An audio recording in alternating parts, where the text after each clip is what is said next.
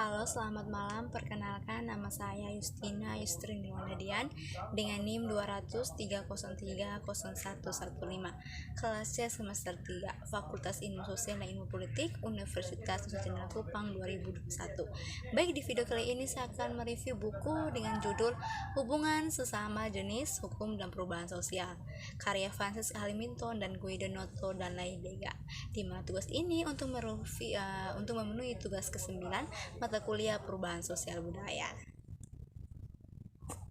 Masuk bab pertama yaitu potensi Eropa Undang-Undang Serikat Pekerja untuk lebih memajukan hak-hak orang LGBTQ dan pasangan sesama jenis oleh Francis Hamilton.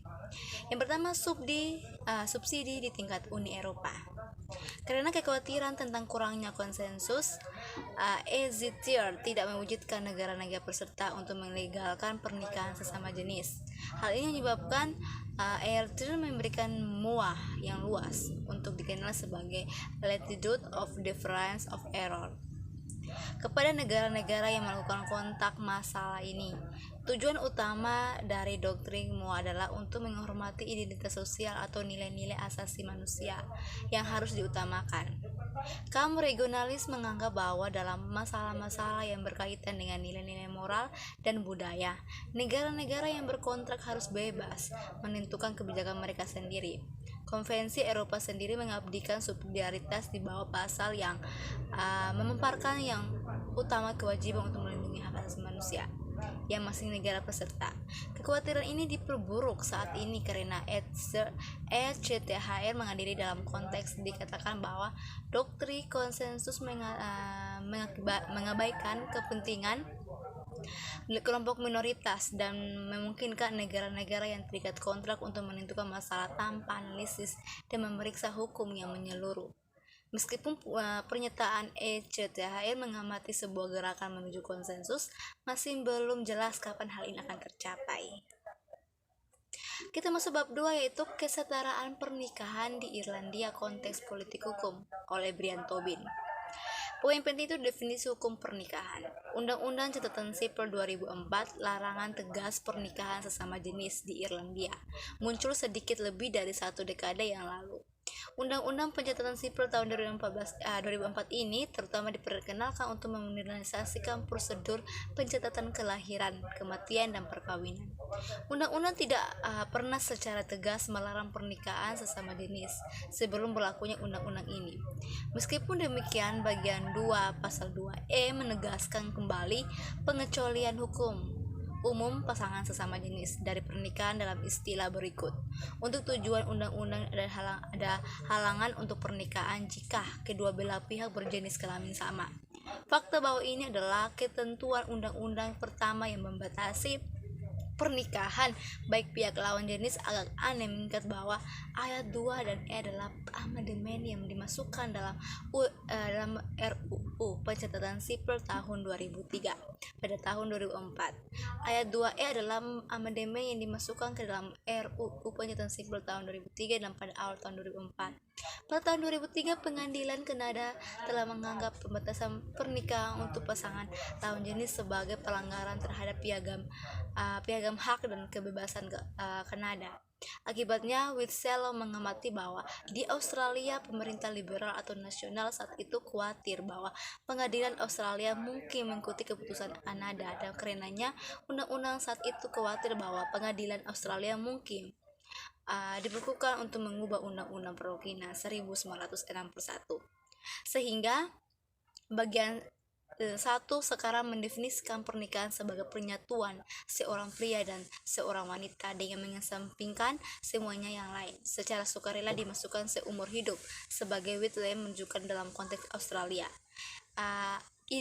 Idemenya memberikan kekuatan hukum dan definisi common land dan dengan demikian menempatkan diri di luar jangkauan pengadilan yang berpikir reformasi.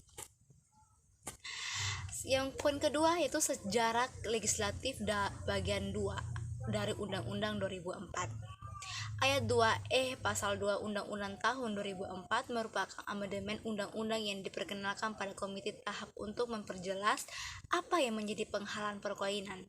sebagaimana dijelaskan oleh Menteri Sosial dan Keluarga saat itu, Mary Kaula. Selama tahap komite diusulkan revisi amandemen ini berdasarkan perubahan hukum dan persepsi sosial. Deputi Pernaus menyarankan agar ayat 2A diubah dengan pertimbangan adanya perceraian di Irlandia sejak tahun 1996, sehingga tidak ada lagi halangan untuk mempernikahan antara seorang pasangan yang bercerai dari saudara kandung orang tersebut. Persepsi sosial yang terinformasi dari orang-orang dengan gangguan kemampuan mental merasa bahwa kata-kata dari subbagian 2D tidak sesuai dengan untuk sebuah undang-undang modern, yang karena itu hal itu membatalkan pernikahan orang gila. Selama debat komite tidak ada halangan untuk pernikahan sesama jenis yang terkandung dalam ayat 2 pasal E dibahas. Hal ini sangat mengecewakan karena mirip dengan amandemen sebelumnya yang diajukan. Perubahan sosial hukum telah menjadi yang bisa dibilang memerlukan perdebatan apakah yang dapat dibenarkan untuk terus melarang pernikahan sesama jenis. Perkembangan-perkembangan tersebut merupakan indikasi dari meningkatnya penerimaan terhadap normalitas identitas seksual orang gay dan lesbian. Pada tahun 1973, American Psychiatric Association menyatukan homoseksualitas dari klasifikasi sebagai penyakit mental dalam manual diagnostik dan statistiknya. Pada tahun 1993 di Irlandia, aktivis seksual konsensual pribadi antara laki-laki dan homoseksual telah dikriminasikan oleh undang-undang yang berlaku dan perlindungan legislatif untuk orang gay dan lesbian. Kemudian diberlakukan di bidang asuransi, pekerjaan, dan barang dan jasa. Masuk bab 3 yaitu Pengadilan Hak Asasi Manusia Eropa dan gagasan tentang kehidupan keluarga standar umum Eropa untuk kerangka kerja UI Alexandra Seuter menggambarkan gagasan tentang kehidupan keluarga di bawah hukum Uni Eropa. Uni Eropa tidak memiliki kompetensi untuk menyelenggarakan hukum keluarga. Hanya dalam situasi lintas batas UI mengikuti prosedur legislatif khusus. Memperlakukan ketentuan ada juga kemungkinan adopsi prosedur legislatif yang biasa. Jika Dewan Eropa memutuskan dengan suara bulat dan akhirnya kembali ke peningkatan kerjasama di antara mereka, negara-negara anggota yang ingin mendorong harmonisasi lebih jauh, namun di luar bidang kerjasama peradilan dalam masalah perdana tersebut, beberapa peraturan dan arahan yang secara tidak tegas mengatur hukum keluarga dan status seorang yang merujuk pada pengadilan konsep seperti pasangan dan anak.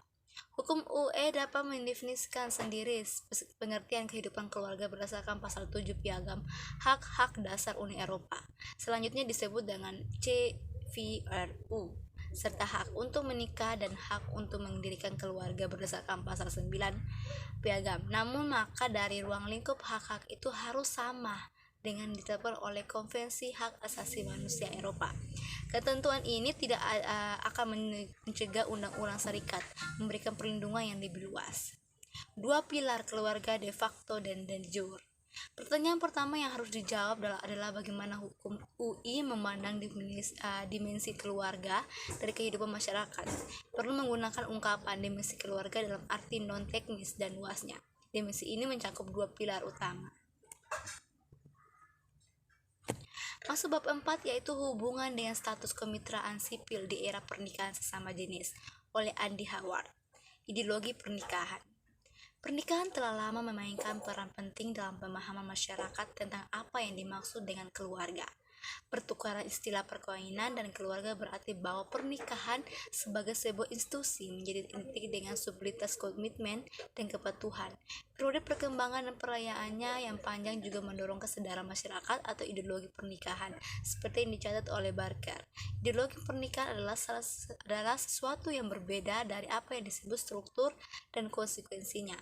Sedangkan konsep terakhir yang mengatur masyarakat masuk dan keluar untuk pernikahan dari konsensus hukumnya seringkali mudah dilihat melalui konsultasi dengan undang-undang itu sendiri atau interpretasinya di pengadilan. Ideologi berstruktur terbuka, mudah dibentuk dan jauh lebih sulit untuk didefinisikan. Terlepas dari tantangan ini, ideologi tetap sangat berpengaruh dan dengan demikian sifatnya yang meresep merati bahwa individu dapat dengan mudah memanggil pemahaman pernikahan yang jelas.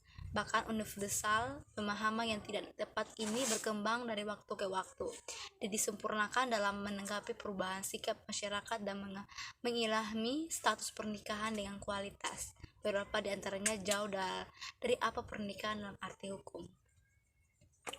Masuk bab 5 itu barang dikemas ulang, menginterpretasi dasar-dasar internormatif pernikahan oleh Fergus Ryan. Evolusi pengakuan hukum pasangan sesama jenis. Pengenalan pernikahan untuk pasangan sesama jenis di internet adalah puncak dari perjalanan yang luar biasa. Undang-undang era Victoria yang melarang tindakan seksual homoseksual laki-laki bahkan antara orang-orang dewasa yang menyetujui dan secara pribadi tetap ada di buku undang-undang sampai 1993. Meskipun dulu sangat konservatif secara sosial, pada awal 1990-an sikap dan hukum Irlandia terhadap komunitas LGBT mulai membaik. Sejak lahir 1990-an dan seterusnya, Irlandia mengadopsi berbagai komunitas kebijakan dan undang-undang progresif yang melarang demokrasi orientasi seksual. Namun hingga pertengahan 2000-an, negara tetap sangat enggan mengakui secara hukum pasangan keluarga nikah dan keagamaan umum untuk memberikan pengakuan yang signifikan bagi keluarga di Korbanitas 2010 menandai titik baik penting. Undang-undang tersebut memberi pasangan sesama jenis akses ke status terdaftar yang signifikan, yaitu Kementerian Sipil.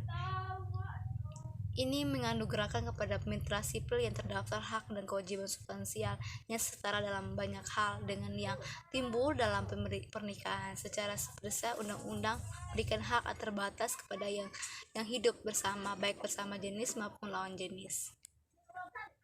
Lanjutannya, dengan berjalannya waktu, kesenjangan hukum yang sebelumnya adalah antara persekutuan perdata dan perkawinan semakin mengecil. Misalnya saja, meskipun undang-undang tahun 2010 yang awalnya diundangkan umumnya menghindari pemberian hak atau kewajiban tambahan sehubungan dengan anak-anak, Undang-Undang Hubungan Anak dan Keluarga 2015 dan Undang-Undang Adopsi atau Amandemen 2017. Sebagian besar telah mengatasi kesenjangan ini, namun masih ada beberapa perbedaan antara pernikahan dan Kementerian Sipil. Perbedaan utama adalah bahwa tidak seperti pernikahan rumah tangga yang didasarkan pada Kementerian Sipil atau seperti rumah tangga manapun yang tidak berdasarkan perkawinan, tidak menikmati perlindungan konstitusional sebagai keluarga di bawah pasal 41 Konstitusi Irlandia. Sekian dan terima kasih.